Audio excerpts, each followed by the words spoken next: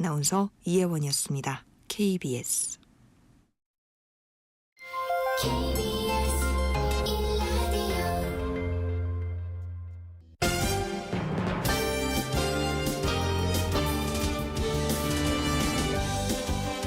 KBS 1라디오 신성원의 오늘 세계는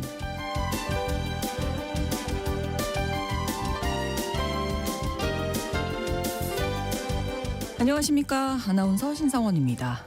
도널드 트럼프 미국 대통령이 전 세계를 상대로 상호 관세를 발표한 이후 세계 금융시장이 흔들리고 있습니다.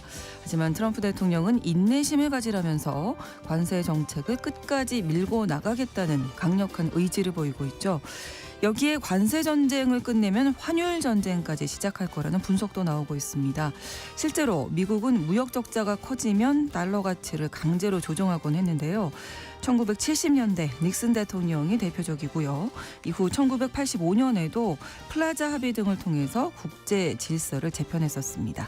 이처럼 트럼프 대통령도 근본적인 변화를 추구할 것이라는 전망이 나오고 있는데요. 관련된 내용 잠시 후 글로벌 이슈에서 짚어보겠습니다.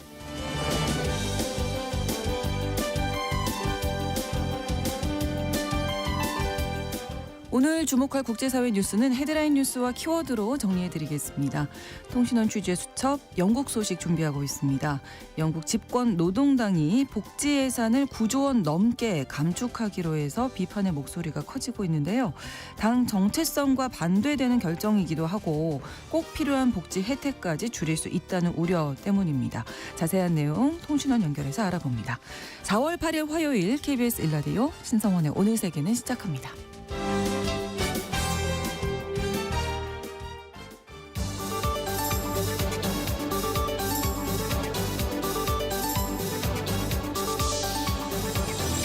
오늘 세계는 헤드라인 뉴스. 트럼프 대통령이 대미 보복 관세를 부과하기로 한 중국에 50% 추가 관세를 부과할 수 있다고 경고했습니다. 앞서 트럼프 대통령은 지난 2일 전 세계 교육국을 상대로 한 상호 관세 부과를 발표하며 중국에 34% 추가 관세를 매기겠다고 밝혔고, 이에 대해 중국이 보복 조치로 미국산 수입품에 같은 수준인 34%의 관세를 부과한다고 밝히자 트럼프 대통령이 다시 50% 추가 관세를 부과하겠다며 재보복을 예고한 셈입니다. 트럼프 대통령의 경고가 현실화되면 미국의 대중 추가 관세는 총 104%가 됩니다.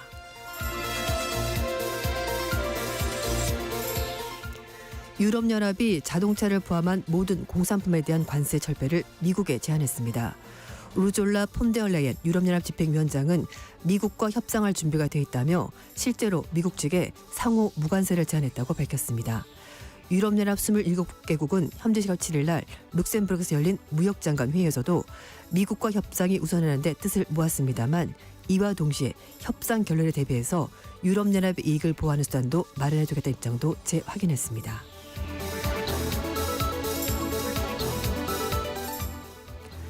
미국과 이란이 오는 10일 핵협정 체결 위한 협상을 진행할 예정이라고 트럼프 대통령이 밝혔습니다. 트럼프 대통령은 현재 시각으로 7일 백악관 집무실에서 베냐민 네타냐후 이스라엘 총리와 만난 후 취재진에게 이란과 직접 대화하고 있으며 오는 토요일 12일에 매우 큰 회담이 예정돼 있다고 설명했습니다. 그동안 미국은 주로 중재국을 통하거나 비공식 채널을 통해서 이란과 소통해 왔는데요. 트럼프 대통령 주도로 직접 대화가 복원되는 셈입니다.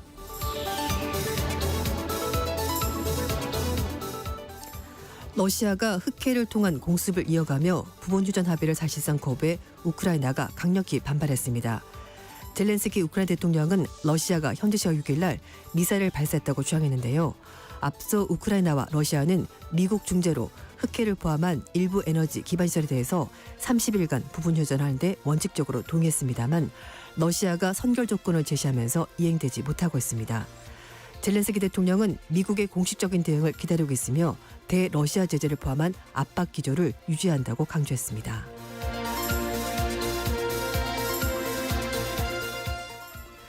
중앙아프리카 콩고 민주공화국에서 며칠간 이어진 폭우로 수십 명의 목숨을 잃었습니다. 콩고 수도 킨샤사에서 30명 정도가 사망했는데요. 보건당국은 일부는 익사했지만 사망자 대부분은 무너진 건물에 깔리면서 발생했다고 전했습니다.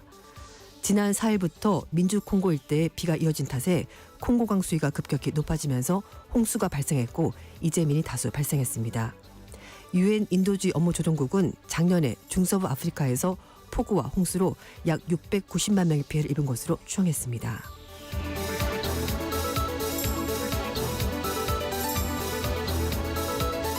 오늘의 헤드라인 뉴스 외신캐스터 조윤주 씨가 전해주셨습니다. 이번엔 키워드로 정리한 국제사회 소식 살펴봅니다. 첫 번째 키워드 시장을 뒤흔든 가짜 뉴스. 네. 트럼프 대통령이 세계 각국에 부과한 상호관세 조치를 90일간 유예하는 방안을 검토 중이라는 뉴스가 나왔고요. 네. 그러자 백악관이 가짜 뉴스라고 반박했습니다. 이 사태 때문에 미국 증시가 상승과 하락을 갈아타면서 요동쳤습니다. 혼선은 케빈 해스 백악관 국가경제위원장의 발언 시작이 된 건데요. 네. 미국의 폭스뉴스와 인터뷰하면서 상호관세 조치를 90일간 유예할 생각이 있냐는 질문을 받았는데 그랬더니 해시 위원장이 트럼프 대통령이 이를 결정할 것으로 생각한다라고 말했습니다. 그러자 로이터 통신 등이 CNBC 방송을 인용해서 트럼프 대통령이 중국을 제외하고 상호 관세 조치를 90일간 유예하는 방안을 고려 중이라고 속보를 낸 겁니다. 네. 이렇게 일이 된 겁니다. 대통령이 결정할 것이다. 네. 그러니까 이렇게 와전된 거죠. 바뀌었군요. 네, 맞습니다. 백악관이 곧장 해당 뉴스가 가짜 뉴스다라고 입장을 밝혔고요. 트럼프 대통령도 실제로 그날 당일날 오전까지 트루스 소셜 통해서 앞에도 말씀하셨습니다만 인내심을 가져라. 관세가 가져올 결과는 위대할 것이다라면서 상호 관세 조치를 번복할 의사가 없다는 것을 분명히 밝힌 겁니다. 네. 어쨌든 관세 유예에 대해서 기대감이 실망감으로 바뀌면서 미국 증시가 혼조세를 보였는데요.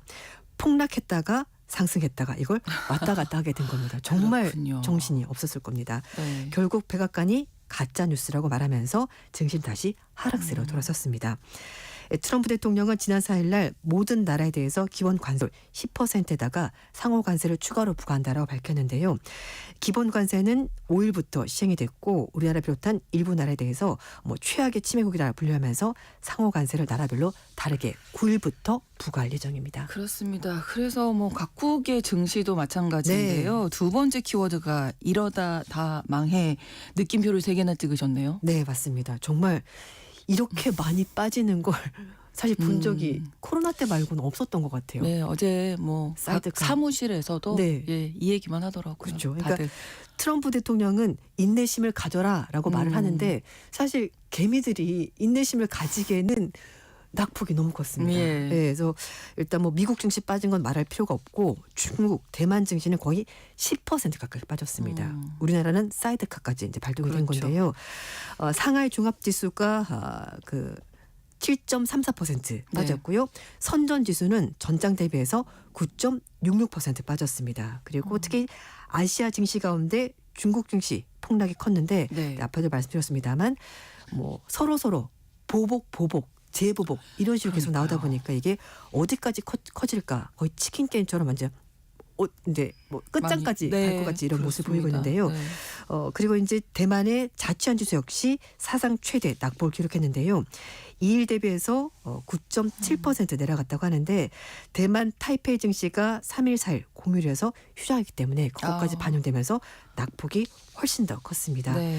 일본 주가도 어쩔 수가 없었습니다. 곤두박이 쳤는데요. 니케이 2호 지수가 전날 대비해서 7.83% 떨어지면서 큰 폭으로 떨어졌고요. 우리나라도 코스피가 전 거래 대비해서 5.57% 떨어졌습니다. 근데 오늘은 약간 좀 오르는 분위기긴 한데요. 네. 일본, 중국, 우리나라 약간 오르고 있고 대만은 아직 약간 빠지고 있는 그런 분위기 되고 있습니다.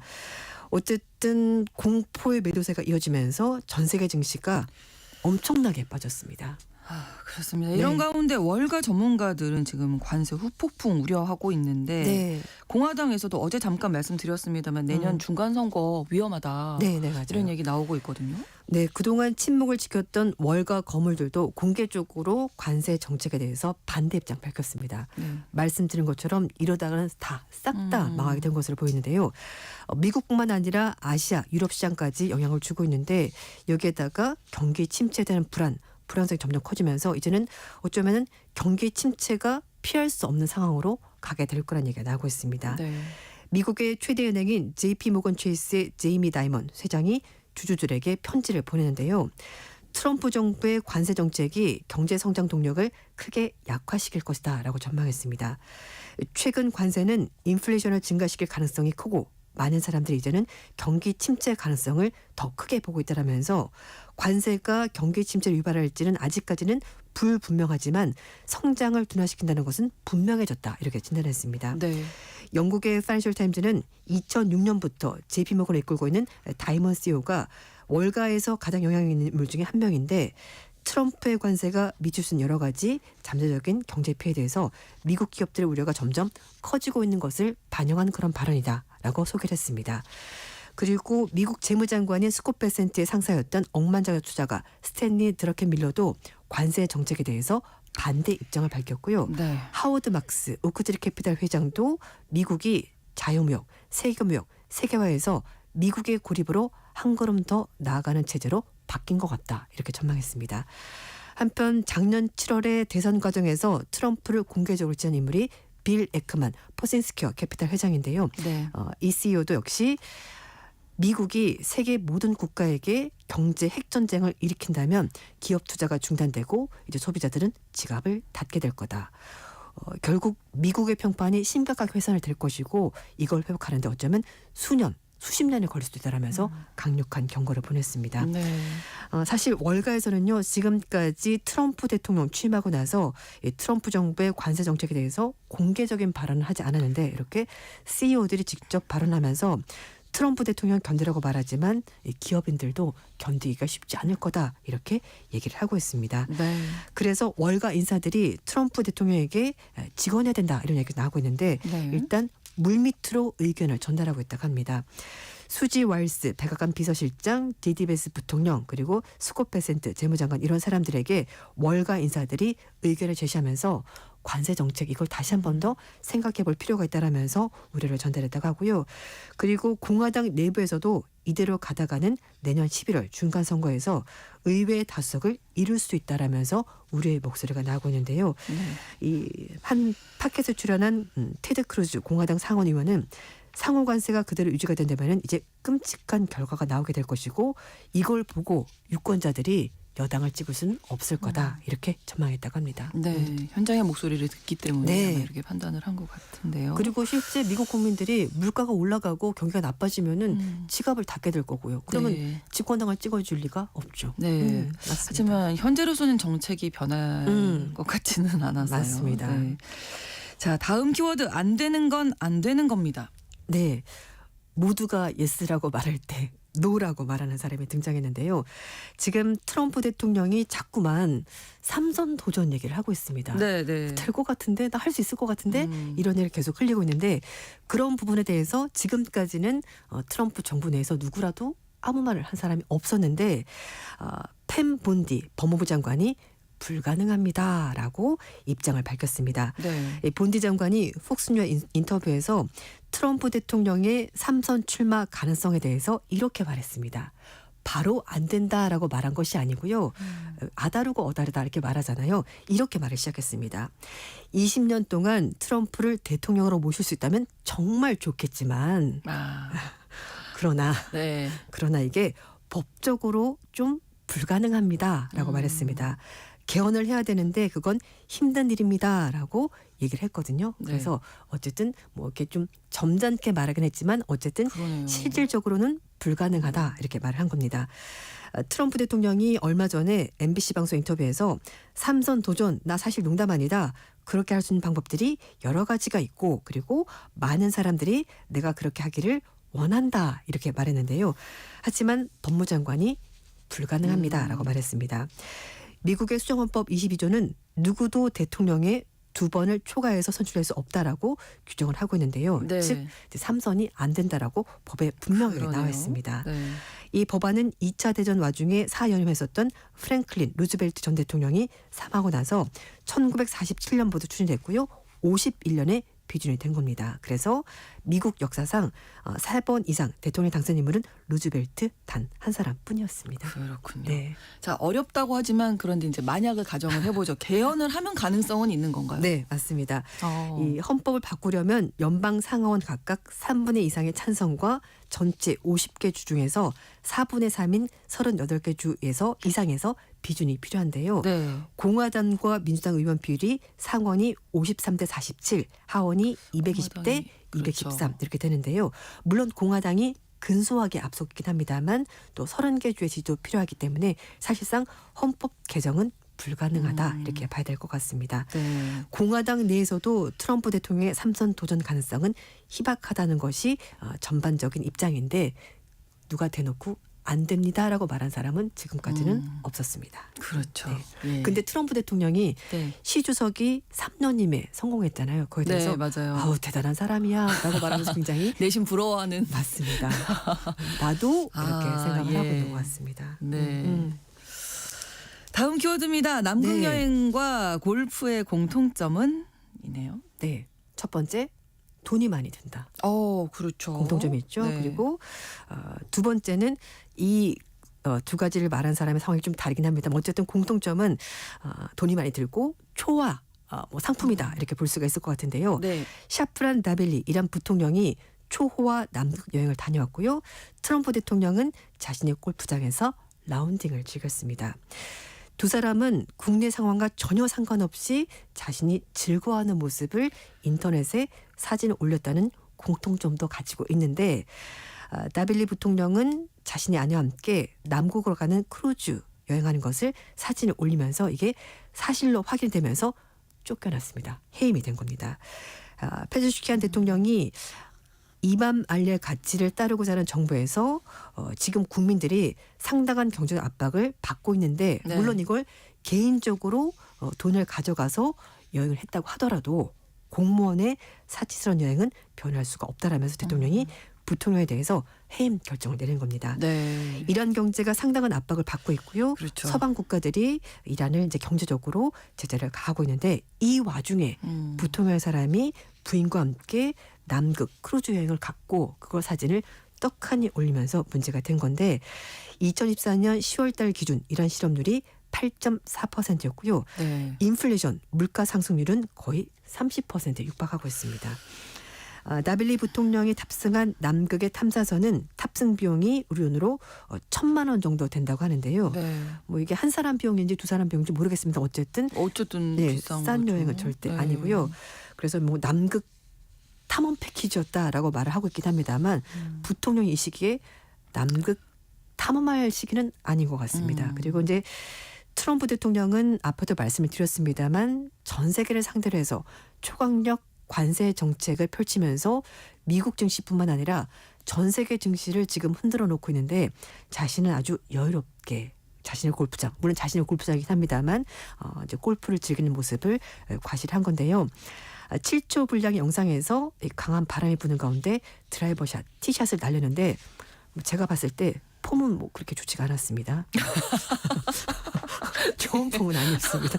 어쨌든. 예. 그리고 이제 그 다음에 플로리다에 있는 주피터에서 열리는 시니어 클럽 챔피언에서 네. 두 번째 라운드 매치업에서 이겼다 이런 것도 자랑을 했다고 올렸어요? 하고, 예, 그렇게 네. 했다고 하고요. 원래 뭐 골프 강호로 유명한 사람이긴 합니다만 그렇죠. 굳이 이 시기에 관세 정책하는 그러니까요. 와중에 올릴 건 아니지 않나라는 생각이 들긴 합니다. 근데 뭐 어쨌든 자기 골프장이라고 하니까 네. 뭐 즐거웠나 자세가 보다. 좋지 않았다는 이 얘기에서 모든 게 담겨 있지 않았나 네. 예, 이렇게 생각이 되네요. 네, 어쨌든 뭐 욕먹을 짓을 좀 하고 계신다. 뭐 그런 생각이 들긴 합니다. 다음 키워드 넘어갑니다. 네. 먹었는데 안 먹은 거나 마찬가지. 오늘 키워드들이 네, 대단하네요. 예.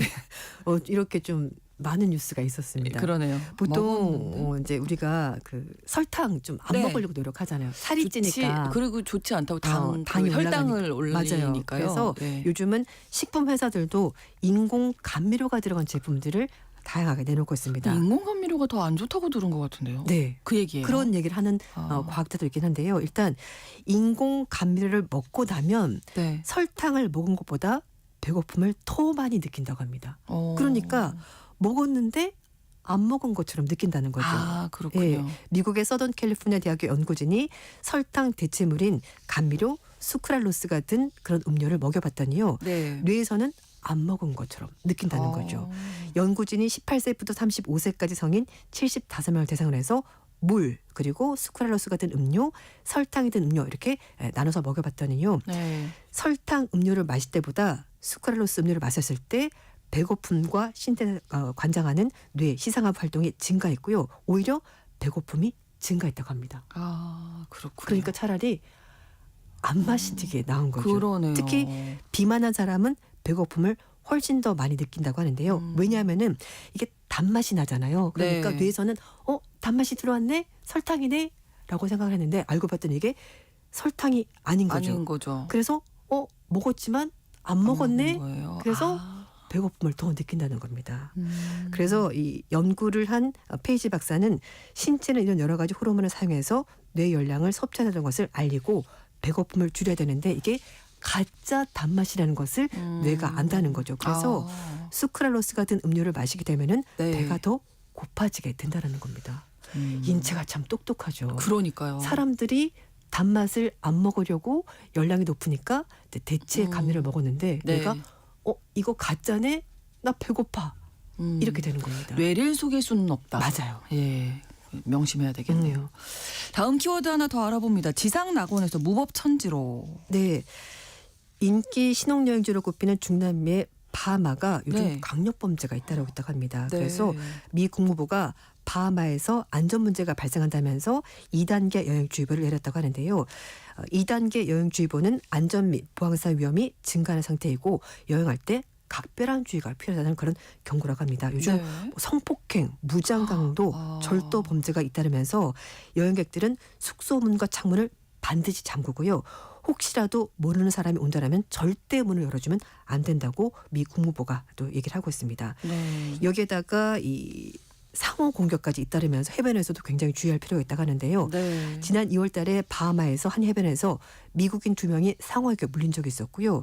1월 달에는 작년이긴 합니다만 리조트 내에서 상어 수족관에서 10살짜리 소년이 상어에게 다리가 물려서 크게 다친 적이 있다고 합니다. 네. 이 폭스뉴스는 상어와 범죄 관련 피해 때문에 여행객들이 심각한 부상을 입거나 숨지는 사고가 발생한다면서 하지만 이런 가운데서도 바하마 정부의 공식 입장은 나오지 않았다라고 밝혔습니다. 네. 혹시 여행을 하신다면은 바하마 조심하셔야겠네요. 조심할 필요가 있을 것 같습니다. 네. 헤드라인 뉴스와 키워드 외신캐스터 조윤주 씨가 전해주셨습니다. 고맙습니다. 네, 감사합니다. KBS 라디오 신성원의 오늘 세계는 1부 마무리하겠습니다. 11시 30분부터 일부 지역에서는 해당 지역 방송 보내드리겠습니다.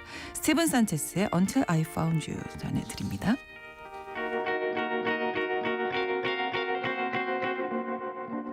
Georgia, write me up and all I want you in my arms, or let me hold you. I'll never let you go again like I did or used to say. I would never fall in love again until I found her. I said I would never fall unless it's you I fall into.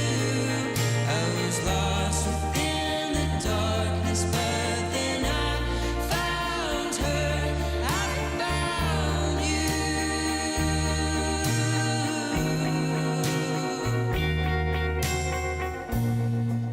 Georgia pulled me in, I asked to love her. Once again you fell, I caught you. I'll never let you go again like I did or used to say. I would never fall in love again until I found her. I said I would never fall unless it's you I fall into. I was lost within the darkness, but then I found her. I found you.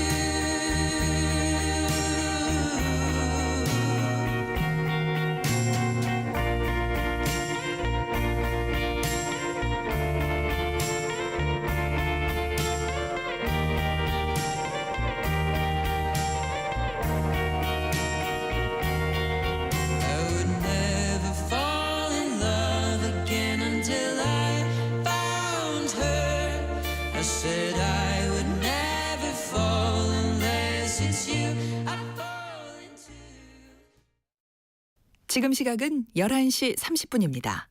KBS Ladies and gentlemen. 국제사회의 다양한 뉴스를 한눈에 KBS 1라디오 신성원의 오늘 세계는 세계를 바로 보는 최소한의 투자입니다.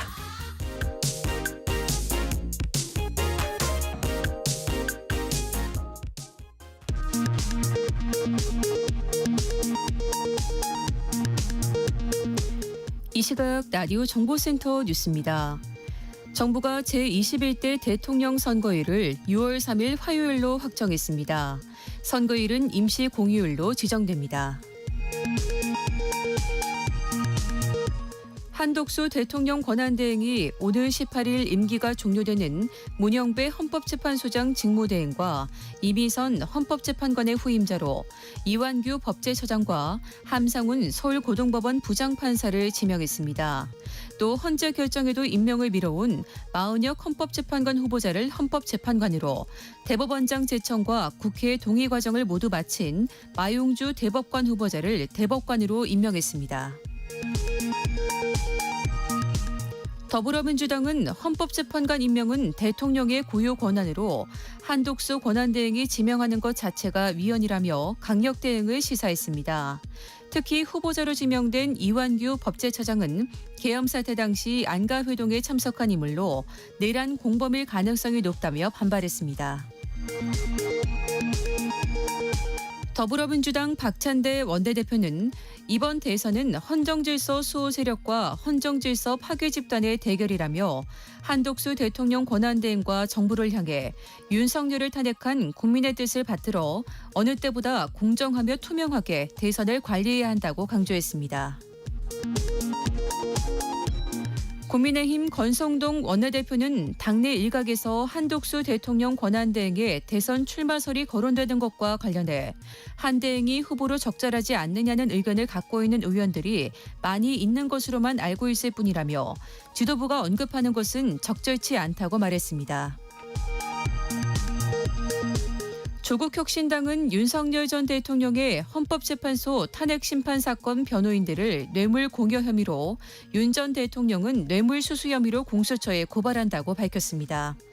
지금까지 라디오 정보센터 뉴스 정한나였습니다.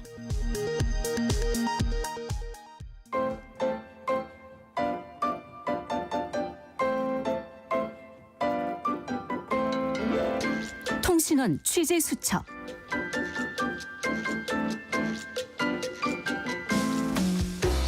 통신원 취재 수첩입니다. 영국 정부가 국방비를 늘리는 대신 복지 예산을 삭감하기로 하면서 정부 안팎에서 우려가 커지고 있다고 하는데요. 런던 김수정 통신원 연결해서 이 얘기 들어보겠습니다. 안녕하세요. 네, 안녕하세요. 영국 런던입니다. 자, 영국 정부가 복지 예산 삭감 결정을 해서 비판이 일고 있는데 어떤 예산이 깎이는지 또 누가 가장 피해를 받게 될까요?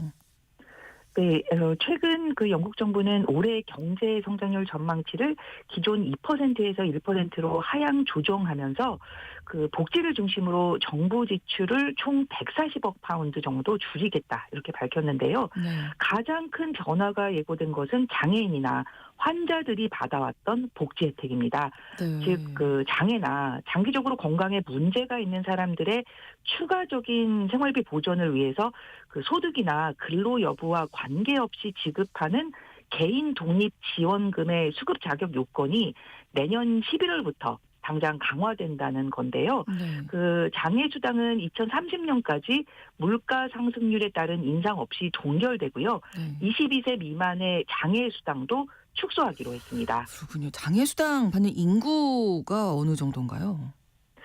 네, 최근에 발표된 그 싱크탱크 재정연구소에 따르면 잉글랜드와 웨일즈에서 그 건강과 관련된 복지 혜택을 받는 노동 연령 인구는 390만 명으로 네. 전체 노동 연령 인구의 10%에 달한다고 하는데요. 또 건강 악화를 이유로 일하지 않는 사람은 290만 명으로 코로나19 팬데믹 이전보다 90만 명이 많아졌습니다. 네. 그 영국 정부는 이번 복지 정책의 개편으로 그 정부 지출을 줄일 뿐 아니라 사람들이 일자리를 찾을 수 있도록 그 유도한다는 계획인데요. 키어스터머 영국 총리는 수백만 명, 특히 젊은 세대가 일을 하고 그 독립적인 삶을 살 수 있는 잠재력이 있는데도 그 복지 혜택에 의존한다면서 그들이 이렇게 삶을 낭비하도록 두는 것은 도덕적으로 파산한 것이다. 이렇게 언급하기도 했습니다. 그렇군요. 김수정 통신원이 이제 영국에서 꽤 오랫동안 생활을 해오셨는데 그동안 좀 좋았다고 생각되는 어떤 혜택받은 복지 어떤 게 있을까요? 네, 무엇보다도 그 영국인들의 자부심이라고 할 수 있는 NHS. 그렇죠. 무료 의료 서비스는 영국의 가장 대표적이고 잘 알려진 복지제도죠. 네. 그 지역 내 주치의에 그 등록만 되어 있으면 진료나 응급실 또 크게 수술을 받아도 대부분 무료인데요. 저도 영국에 쭉 살면서 2번이나 수술을 받았고 네. 여러 가지 치료를 받았지만 일부 처방약을 제외하면 10원 한 장 내지 않았고요. 그렇군요. 네, 제 주변에 암같이 큰 병에 걸린 분들도 비용 걱정 없이 수술이나 치료를 잘 받았던 모습은 참 인상적이었습니다. 네. 물론 그러다 보니까 대기 시간이 참 많이 길고 예. 의사를 만나기 어렵다는 문제점이 있고요. 그 국민보건서비스의 적자 문제는 매번 영국이 가장 먼저 풀어야 할 숙제로 지적되고 있기도 합니다. 네. 그 이외에도 5살부터 16살까지 의무 교육 역시 무상으로 제공되고 있고요. 특히 주변에서 보면 장애 아동이나 특별하게 교육적인 필요가 있는 학생들을 위해서 맞춤형으로 지원이 체계적으로 이루어진다는 점 역시 영국 복지의 특징으로 꼽을 수 있을 것 같은데요. 네. 특히 영국의 장애인 복지는 다른 유럽 국가들과 비교해도 전반적으로 높은 수준의 접근성과 포용성을 갖췄다는 평가를 받고 있습니다. 네. 그런데 이렇게 복지 예산이 삭감된다 하면 당연히 이제 비판이라든지 불만의 목소리가 나오기 마련인데 지금 여론 반응 어떻습니까? 네, 지난해 7월 출범한 영국 노동당 정부는 공공재정 압박 속에 놓여 있고요. 경제 성장은 녹록지 않은데 공공서비스 개선에 대한 목소리는 높은 아주 어려운 상황에 직면해 있다 이렇게 볼 수 있는데요. 그렇다고 할지라도 이런 대폭적인 복지 축소에 야당인 보수당은 크게 반발하고 있고 집권당인 노동당 내에서조차 전통적으로 사회 안전망 강화와 공공서비스 확대를 추구해온 노동당의 가치와 맞지 않는다는 비판이 나오면서 내분 조짐마저 보이고 있습니다. 내각 고위급 인사들이 사석에서 지출 삭감보다는 차입을 늘릴 수 있게 재정 규칙을 바꾸거나 증세가 필요하다 이런 입장을 표명했다고도 전해지고 있고요. 이런 가운데 이번 삭감이 2015년 이후 사회보장지원금 삭감으로는 최대폭이라면서 정부가 환자와 장애인을 뒷전으로 하면서 재정을 유지하려 한다는 비판이 크게 일고 있습니다. 네. 의사당이 있는 런던 웨스트민스터에서는 휠체어를 타고 복지가 아닌 전쟁을 끝내라. 지원금의 삭감을 반대한다는 팻말을 든 사람들이 거리로 나와 시위를 벌이기도 했고요. 네. 장애인 평등을 요구하는 단체인 스코프 역시 이번 정부 방침은 정부를 뼛속까지 부끄럽게 하는 것이라면서 사회 시스템 한쪽의 부담을 다른 쪽으로 전가하는 데 그치는 것이라고 높은 강도의 비난을 하고 있습니다. 네, 그럼에도 불구하고 영국 정부가 복지 예산을 이렇게 줄일 수밖에 없는 어떤 배경이 있나요? 그렇죠. 한마디로 재정 압박에 대해서 네. 영국 정부는 재정 규칙을 조정하거나 증세를 하는 것보다 공공지출 삭감을 선택한 건데요. 급변하는 세계 정세와 경제 불확실성에 대해 크게 우려하는 가운데 영국 예산 책임청은 올해 국내 총생산이 지난해보다 1% 성장할 것이다. 이런 예상을 내놨습니다. 이는 작년 가을 발표 때 전망치인 2%보다 절반으로 낮아진 건데요. 이 때문에 영국 정부는 부처 행정 비용을 2030년까지 15% 절감하기로 했고 자발적 퇴직제도 등을 통해서 공무원 10,000명을 감원한다고 합니다. 네. 노동연금부 추산에 따르면 이번 복지 삭감으로 320만 명이 경제적으로 연 평균 1,720파운드, 우리 돈으로 환산하면 각자 325만 원 정도로 복지 혜택이 줄어들 것으로 예상되고 있는데요. 네. 여기에는 미성년자 5만 명이 포함돼서 약 25만 명이 상대적으로 빈곤층 기준 아래로 떨어지게 된다는 뜻입니다. 해외 원조도 국민총소득 0.3%로 삭감돼서 2030년까지 26억 파운드가 줄어드는데요. 반면에 국방비는 2025년부터 2026년 회계연도에 22억 파운드가 증가해서 GDP의 2.36% 수준으로 늘릴 예정입니다. 네, 정말 꼭 필요한 곳이 있을 텐데 이렇게 줄이기만 하는 게 능사일까 뭐 이런 생각도 하게 되고요. 소식 잘 들었습니다. 오늘 고맙습니다. 네, 감사합니다. 영국 런던 김수정 통신원이었습니다.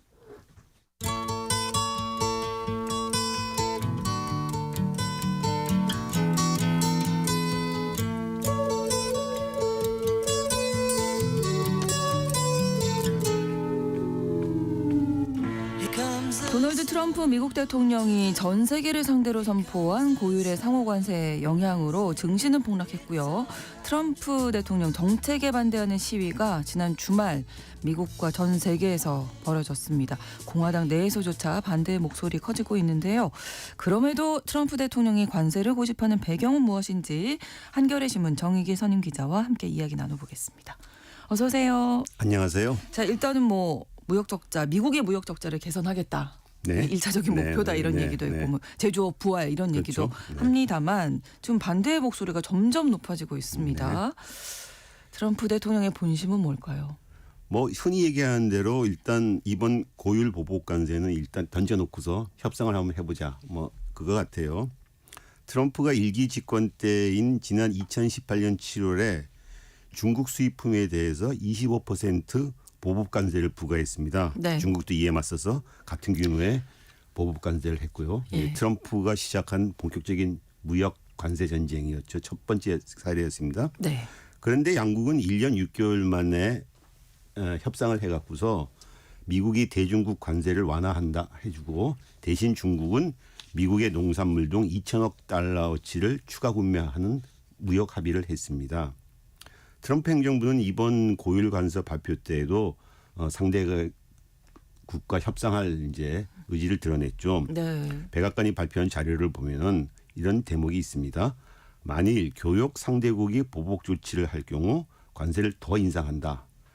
혹은 그 교역 상대국이 불균형 무역 구조를 개선하기 위한 중대한 조치를 취하거나 경제 및 국가 안보 사안과 관련해서 미국과 공조하면 나란히 하면 관세를 인하할 수 있다. 이렇게 말했어요. 네. 여기서 주목할 것은 경제 및 국가 안보 사안과 관련이라는 대목이 특히 그렇죠. 국가 안보 사안과 관련. 네. 단순히 트럼프의 미국이 미국의 무역 적자뿐만 아니라 방위비 뭐 이런 안보 관련 사안까지 다 묶어가고서 네. 패키지로 상대국한테 양보를 받아내리라 하는 의도죠. 네. 예를 들어서 한국의 경우 같은 경우 주한 미군 주둔 비용을 천문학적으로 올리거나 혹은 한국이 대중국 봉쇄 견제 역할을 해라 등 떠밀 그런 요구를 할 가능성이 있죠. 그렇군요. 스콧 베센트 미국 재무장관도 2일 폭스뉴스와 인터뷰에서 모든 국가에 대해서 내가 조언하고 싶은 거는 보복하지 말라는 거다. 일단 앉아서 받아들이고 상황이 어떻게 되는지 좀 보자. 이 사람은 약간 트럼프 행정부 내에서 협상파에 속하는 사람이기 때문에 네. 깊게 숨을 들이쉬고 난 다음에 좀 침착하고 있어라. 제발 나서지 말아라. 이런 얘기를 보복은 하지 말아라. 협상하자는 얘기죠. 그렇죠. 네. 하지만 뭐 상대국들이 가만히 있겠습니까? 일단 중국이나 유럽연 분위기가 지금 강경한 분위기거든요. 그렇죠. 중국은 이미 보복관세를 발표했고 네. 유럽은 더 이제 배신감을 네. 토로하고 있죠. 그래서 트럼프에게 고율 관세는 협상력이긴 하지만 또 그 자체로도 목적인 것 같아요. 그래서 트럼프 진영 안팎에서는 그 전에 트럼프가 항상 그런 말 했잖아요. 관세는 내가 사랑하는 가장 아름다운 말이다. 그래서 트럼프 진영 안팎에서는 이번 전체 이론적 토대를 스티브 미란 백악관 경제자문위원회 위원장이 트럼프가 당선됐던 지난 11월 직후에 한 보고서를 냈습니다. 네. 세계 무역 시스템 재편을 위한 사용자 안내서 거기에 이론적 토대를 찾고 있다 이렇게 말을 합니다. 네. 미라는 이 보고서에서 미국이 관세 정책으로 무역 적자한 악순환의 고리를 깨야 된다. 그래서 고율 관세를 부과해도 미국에게 인플레이션은 별로 없을 것이다. 이런 주장을 냈어요. 네. 이 보고서를 보면 중국에 관세를 부과하면 그 관세만큼 중국산 수입품이 가격이 오르지 않겠냐. 분명히 그렇게 생각하는데 그렇지 않다. 왜? 관세를 매기게 되면 중국이 위안화 가치가 떨어져서 수출이 안 되기 때문에 위안화 가치가 떨어져 가지고 실제 가격은 사실 큰 차이가 없어질 거다. 이거 자기 주장이죠. 어쨌든 간에. 그렇죠. 네. 반면 관세 수입은 늘어나니 국가는 이익이 아니냐. 또 중국 정도는 뭐 대응할 수 있겠는데 나머지 대부분의 국가들은 미국한테 감히 대응을 못할 거다. 그래서 결국은 대미국 관세도 낮추고 미국 제품을 더 많이 수입하게 될 거다. 뭐 이런 논리입니다. 네. 그러면서 앞서 말했던 2018년 중국과의 관세 무역 전쟁을 예로 들었습니다. 당시 물가도 오르지 않았고 중국이 결국 양보하지 않았냐. 뭐 이렇게 주장하고 있죠. 시간이 좀 흘렀거든요. 당시와 지금은 좀 10년 전이죠. 네, 다를 텐데. 당시와 지금은 상황이 좀 많이 달라졌습니다. 그렇죠. 진짜로. 예. 당시는 그때까지 10년 이상 동안 저금리 저물가 상황이었습니다. 네. 그리고 또 지금은 코로나 팬데믹 이후 고금리 고물가가 아직 해소되지 않은 상황이고요. 네. 당시 트럼프의 관세 무역 전쟁은 그야말로 중국을 상대로 는 제한적인 규모였고 지금은 이제 전 세계를 상대로 한 전면적인 규모입니다. 그렇죠. 앞서 말한 대로 뭐 이게 규모가 워낙 크다 보니 뭐 효과는 훨씬 커지겠죠. 네. 트럼프의 고유 관세가 성공할 가능성에 대해서는 지금 어떤 얘기가 나오는지 너무나 반발이 많거든요. 글쎄요, 이제 성공 여부를 떠나서 네. 트럼프와 그 추종자들은 이번 관세 조치를 통해 가지고 이 현재의 국제 질서 자체, 자기들이 혐오하는 국제 질서를 혐오하고 이걸 바꾸고 싶어하고 그런 느낌을 강하게 지금 풍기고 있습니다. 네. 세계와 자유무역에 기반한 지금의 국제 체제와 질서에 혐오하고 이걸 깨버리는 것 같아요. 트럼프가 이런 말 했죠. 보복적인 상호 관세 발표하던 2일에 미국 역사에 있어 오늘은 미국이 경제적 독립을 선언한 날이다. 해방의 날이다. 네. 이런 말했습니다. 이게 어떤 이 말은 이제 의미인지. 무슨 얘기냐면 쉽게 얘기해서 네. 트럼프와 그 추종자들이 현 국제 체제나 질서가 미국에게 불공평하고 동맹국들이 미국을 착취한다. 이런 걸 이제 여러 가지 드러내는데 그 말 또 다시 한번 함축적으로 표현한 거죠. 네. 세계 하나 자유무역에 대한 혐오와 반대를 드러낸 겁니다. 그런데 문제는 지금 트럼프가 혐오하는 세계 하나 자유무역에 기반한 이런 국제체제나 질서가 사실은 미국이 만들고 주도해 왔던 거거든요. 그렇죠. 미국이 이른바 패권 국가로서 그렇죠. 이끌어온 것입니다. 그런데 트럼프 진영은 이제 미국이 이제 그런 역할을 하지 않겠다. 이제 싫다. 그러니까 그 얘기는 뒤집어 얘기하면 패권 국가로서 치러야 할 비용과 의무 이거 안 하겠다는 겁니다. 패권 국가로서 미국은 자기 시장을 개방해서 사람들 무역을 활성화하게 하고 기축통화 달러를 통해서 전 세계 뿌리고 네. 또 전 세계 해로를 보호하는 그 안보와 방위를 어느 정도 도와주는 이런 역할을 이제 안 하겠다는 거니까. 미국만 생각하겠다. 그렇죠. 예. 근데 미란의 보고서를 보면 그래서 이런 표현이 나옵니다. 미국이 2차 대전 이후 주도했던 브렌트 우주 체제 등 국제 경제 체제는 미국 산업을 붕괴시키는 구조적 함정을 만들어 왔다. 브렌트 우주 체제라는 걸 전후에 미국이 설계했던 국제 경제 체제를 말합니다. 네. 근데 2차 대전 이후 이런 국제 경제 체제는 달러를 기축통화로 하는데 세계 각국이 달러를 필요로 하니까 달러 가치가 자꾸 높아지고 그렇죠. 달러 가치가 높아지니까 달러를 자국 통화로 한 미국 산업의 경쟁력이 약해지고 그래서 수출이 줄고 제조업이 쇠퇴하고 그래서 일자리도 줄어들었다.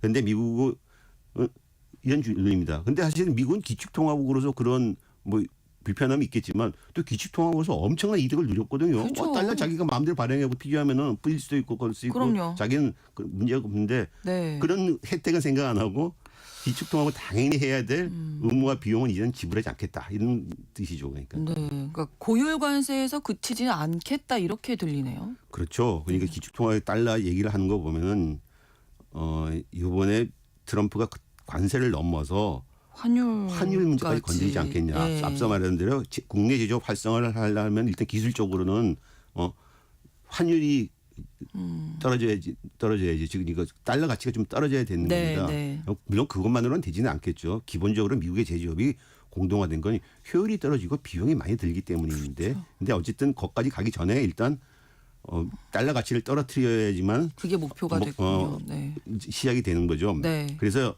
앞서 말한 대로 환율 정도까지 가는 것이 아니냐. 근데 사실 미국은 2차 대전 이후 심각한 무역 적자 등 경상수지 적자에 시달릴 때마다 달러 가치를 강제적으로 조정해 왔은 사례가 있습니다. 네. 리처드 닉슨 전 대통령이 1970년대 초반에 미국의 제트난 전쟁 수령에 빠지고 유럽과 일본이 약진해서 미국의 국력이 상대적으로 저하돼서 무역 적자, 경상수지 적자가 엄청나게 쌓이니까는 네. 1971년에 이른바 금과 달러를 바꿔준다는 달러 금태환 체제를 갖다가 정리시켜 버렸습니다. 그 전까지는 35달러의 금 1온스를 바꿔준다고 이제 그런 실제로 바꿔주기도 했고 물론 네. 바꾼 사람은 없었지만은 근데 이제 더 이상 이건 못하겠다. 이렇게 하면서 달러 가치를 완전히 이제 풀어놔 버린 거죠.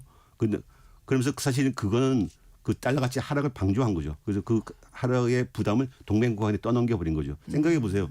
달러를 갖다가 우리가 그 전까지는 35달러 이런 수준으로 생각하고 우리가 다 해왔는데 어느 날 갑자기 일방적으로 나 이제 그거 안 하겠어. 그러면 그렇죠. 달러 갖고 있는 사람은 황당해지는 거죠. 큰 변화죠. 큰 변화죠. 네. 예. 그리고 85년도에도 일본 등 G7 국가들을 갖다가 압박해 갖고서 플라자 합의라는 걸 체결했습니다. 그래서 달러 가치가 그때부터 극적으로 하락하기 시작했죠. 예를 들어서 플라자 합의 직전엔 달러당 일본 엔화가 250엔이었는데 네.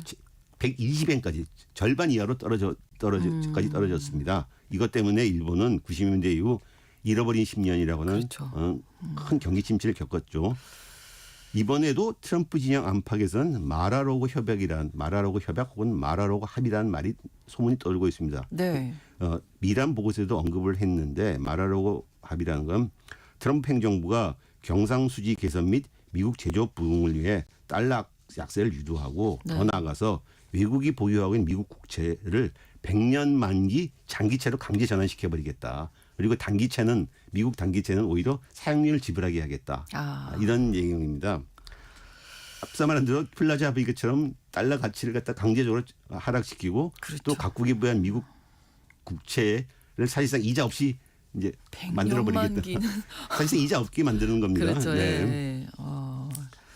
그래서 이 미라는 이제 이런 논리에 대해서 이런 얘기를 합니다. 미국이 달러를 기축 통화로 유지하느라고 상당히 비용을 우리가 부담하고 있다. 그러니까 동맹국 니들도 같이 나눠야 되는 거 아니냐. 그래서 그런 논리 속에서 이런 마라로고 협약 이런 얘기가 나오는 거죠. 국제 질서에서 미국의 어떤 지위도 바꾸겠다. 근본적인 체질을 바꾸겠다. 그렇죠. 이런 거네요. 미국의 국제 체제에서 미국의 질서와 미국의 지위와 역할을 차제에 바꿔버리겠다. 네. 한번 1970년대 닉슨의 미국이 했던 것과 비교할 필요가 있습니다. 네네. 당시 상황이 좀 약간 유사한 측면이 있어요.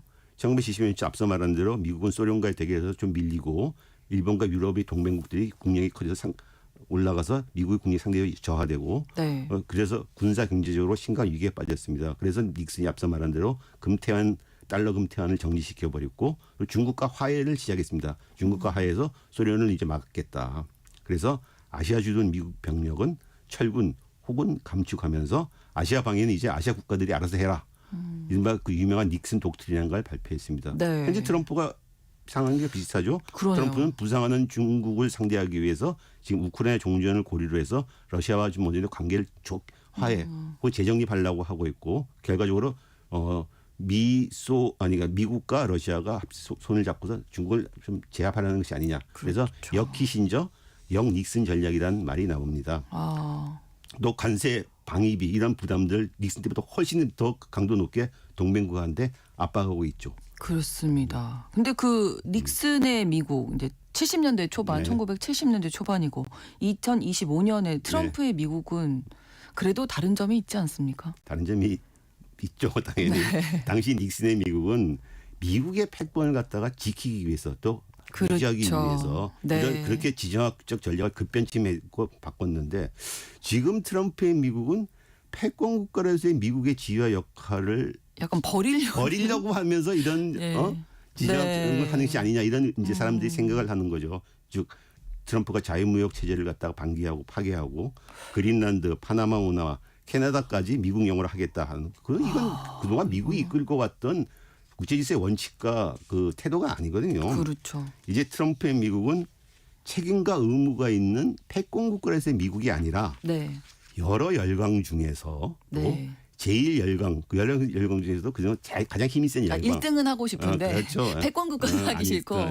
열상으로서 자신의 국익만 챙긴 것이 아니냐 이런 지적이 나옵니다. 그래서 만약에 그렇다면은 관세가 이번 관세 전쟁, 이 관세 조치가 그 시작이라고 할 수 있지 않느냐 이런 평가가 나오는 거죠. 그러면 이게 그 보고서에 나온 내용이 이제 차근차근 로드맵처럼 이루어지고 있다고 보이는데. 네. 그 로드맵 일단 관세 전쟁은 이미 예고한 거니까는 처음부터 이제 간 거고 환일 전쟁으로 갈 것인가 말 것인가는 이제 우리가 좀 시간을 두고 봐야겠죠. 근데 한 가지 확실한 거는 트럼프가 은연중에 취임 전후로 해서 달러 가치 하락에 대해서 약달러를 선호한다는 발언을 여러 차례 했었거든요. 그리고 실제로 지금 달러 가치가 트럼프 취임 이후에 증시가 붕괴되면서 달러 가치도 또 하락하기도 있기도 합니다. 그러니까 더 강제적으로 달러 가치 하락할 수 있는 분위기는 성수가 있다고 보는 거죠. 네. 알겠습니다. 한겨레 신문 정희길 선임 기자와 함께했습니다. 오늘도 고맙습니다. 감사합니다. 사이먼 앤 가펑클의 April Come She Will 전해드리면서 KBS 1라디오 신성원의 오늘 세계는 마치겠습니다. 내일 다시 뵙겠습니다. 고맙습니다.